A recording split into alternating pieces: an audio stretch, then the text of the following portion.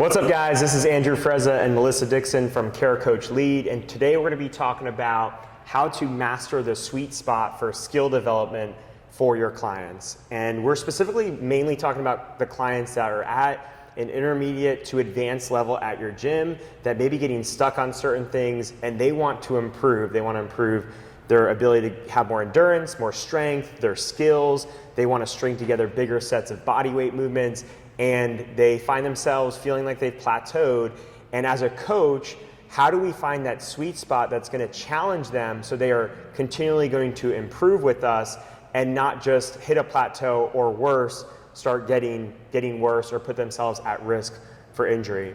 And two quick examples that I want to share with you. I recently read a book by Steven Kotler called The Art of Impossible, and he talks a lot about the flow state. And when he talks about the flow state, what he says about that is that in order to achieve a flow state, whether that be in sports, whether that be while you're writing or recording a podcast, you're most likely going to achieve it if you have about 80% competency in something and only about 10 to 20% of that thing is really challenging you outside of your comfort zone.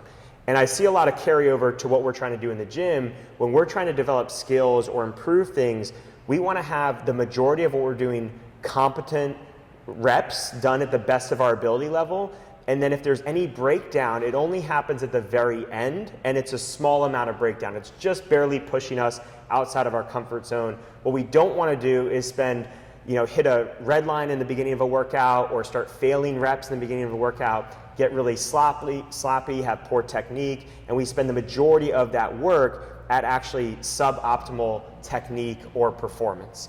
Another example I want to share that has a crossover to the CrossFit level 1, they talk about this idea of throwing darts and doing like 3 different people throwing darts at a dartboard. One person takes like 30 seconds to throw 10 darts on the board, and they hit like 1 bullseye in 30 seconds because they went so fast trying to throw these 10 darts that they weren't accurate at all. It just sprayed all over the place and they got lucky with 1 bullseye.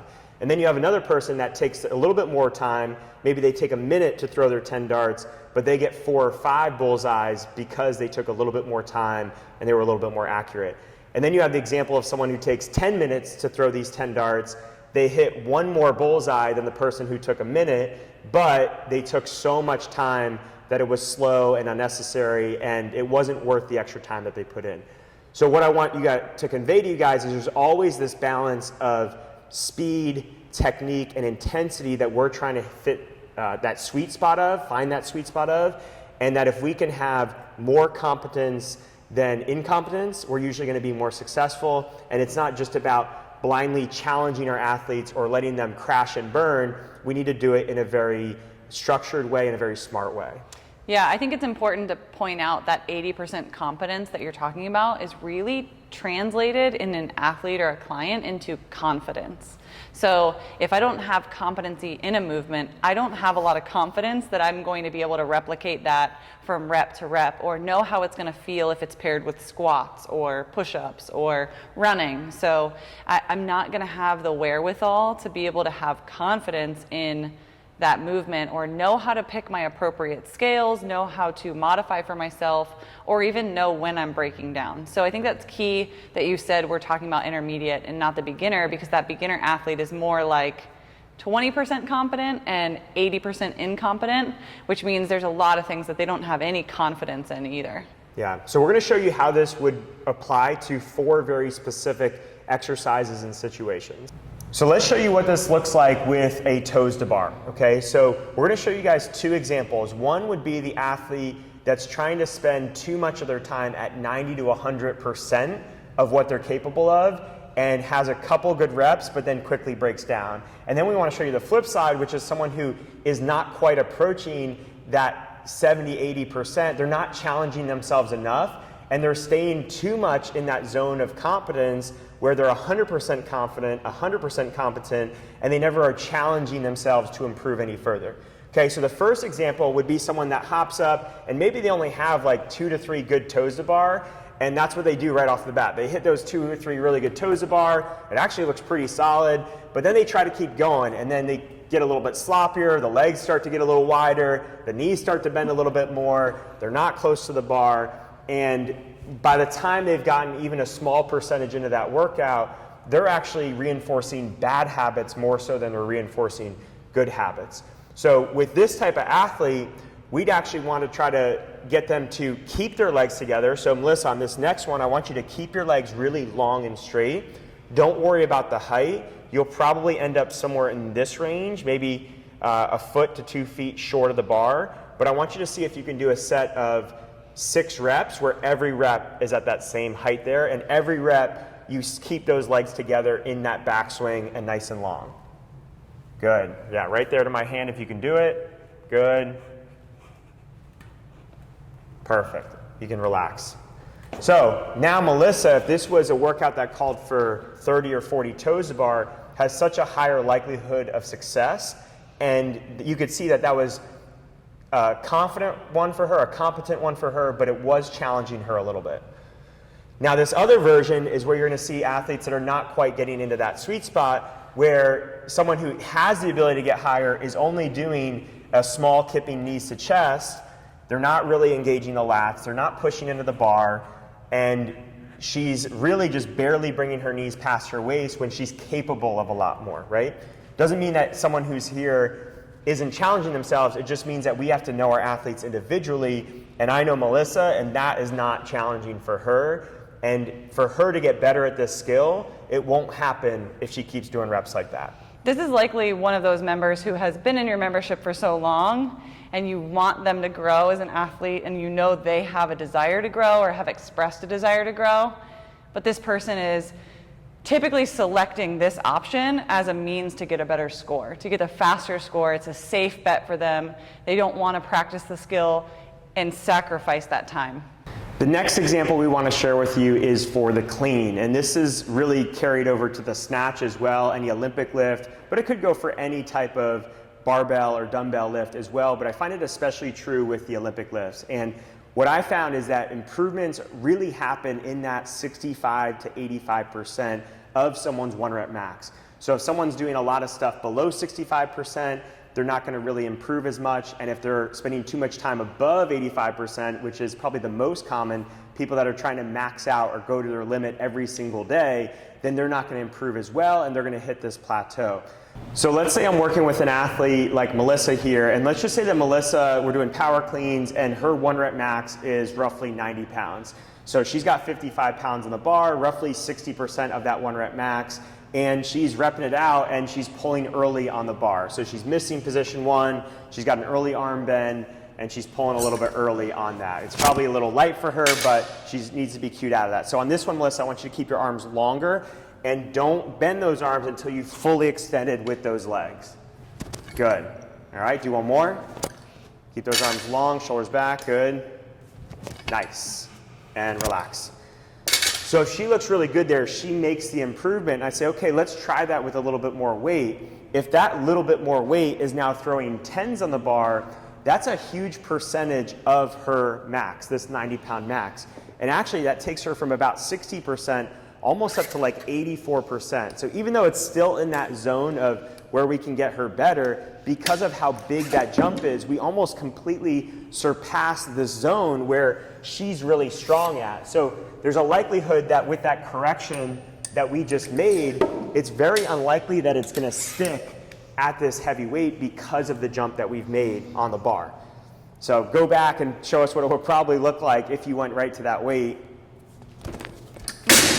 Yeah, maybe you'll see a failed rep, maybe you'll see even more of an early arm bend than before, and typically it's not going to be a good way for her to improve. So just having a basic understanding of what is that ideal sweet spot of percentages that we want to sit in, 65 to 85%, and once we start to approach that with an athlete, make sure that their jumps become really small and incremental, and they're owning 65, they're owning 70, they're owning 75% along the way, so that way those adjustments, those corrections can get really ingrained and stick. So think about what weights you're adding, how quickly you're jumping in, and the same amount of weight on a deadlift or a back squat may not be the same amount that you're adding percentage-wise on a clean or a snatch.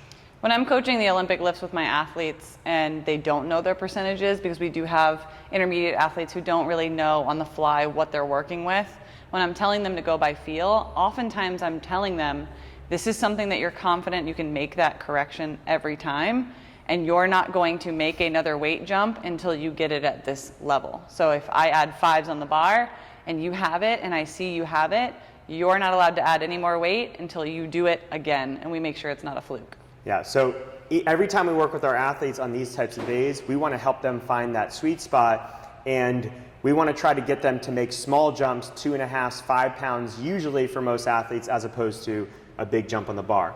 The next movement we want to talk about is the push-up. And with the push-up, we want to talk about this idea of less but better.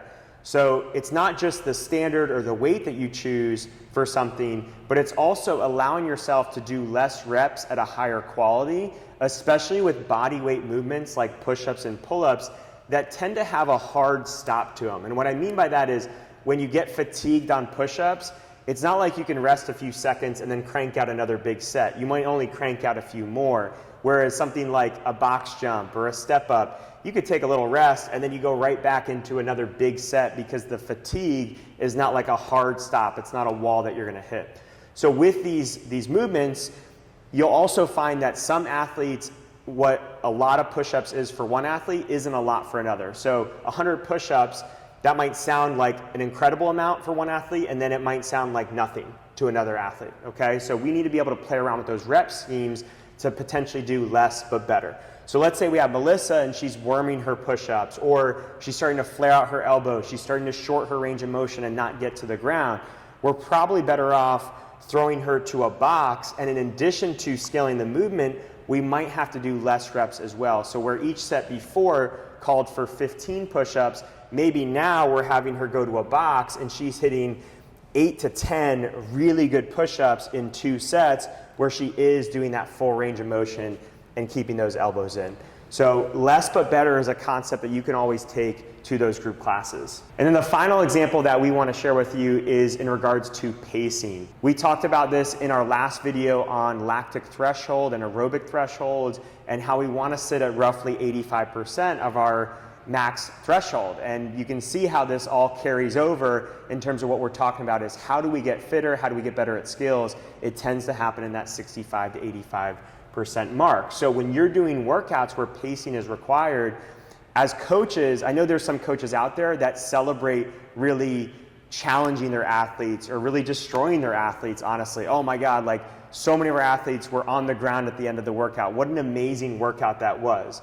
And I'm not saying that's good or bad necessarily, but if you took a step back and you actually looked at their pacing throughout the workout, their ability to match the same time or the same output for the duration of that workout, and did we see big peaks and valleys, or did we see a pretty consistent pace across? So if it's like a 6 or 7 round workout, we want 5 or 6 of those rounds to be at almost an identical pace. And if only 1 or 2 of those rounds were at a higher pace, and then the rest were these crash and burn rounds where people were just trying to hang on and survive, then guess what? We didn't really get better that day. We hurt a lot, we were in a lot of pain, but we didn't really get better that day. So all this stuff carries over, whether it be pacing, skill development, strength development, it all really happens in the same sweet spot. Yeah, it goes back to that barbell threshold of if I can maintain this high quality with my movement or my push-up or my clean or my snatch,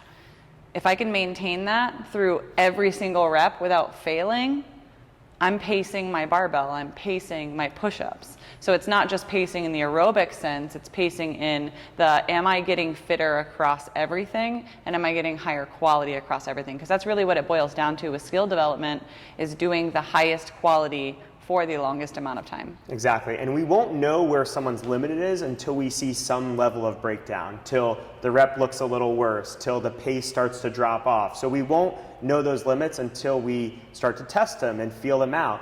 But if those are happening really early in workouts, then that's obviously not a good thing. The other thing to consider is what is the risk you're taking on in any given lift. So when it comes to like a heavy deadlift, you really have to look at the client you're working with and whether that risk is worth it to them. So I would make the argument in a heavy deadlift, we're not really looking for 85% competence. We're looking more for like 98, 99, 100% competence. Now, if that athlete is a potential CrossFit Games competitor, a power lifter on a high level, well, they're gonna have to step up to, they're gonna have to have that 10 or 20% where they're out of their comfort zone and they're hitting weights that they're really unsure that they can hit and maintain good form. But if they are a grandma, if they are a person who is just a weekend warrior type of person that just wants to kind of like, get a little bit fitter, feel really good outside the gym, then that person doesn't need to be pushing the limits of their deadlift to the point that the risk might then destroy what they value outside the gym, which is really why they're coming to you. So we also have to assess risk. Things like a toes to bar or push-up, if the form gets a little off, it's not going to be a huge risk. But when we're doing heavy loads, especially with something like a deadlift or a heavy squat, that risk may not be worth it to push them out of that comfort zone more than 10 or 15% of the time. So I hope you guys found this video helpful. If you have any questions or comments, leave them below, and thank you for watching.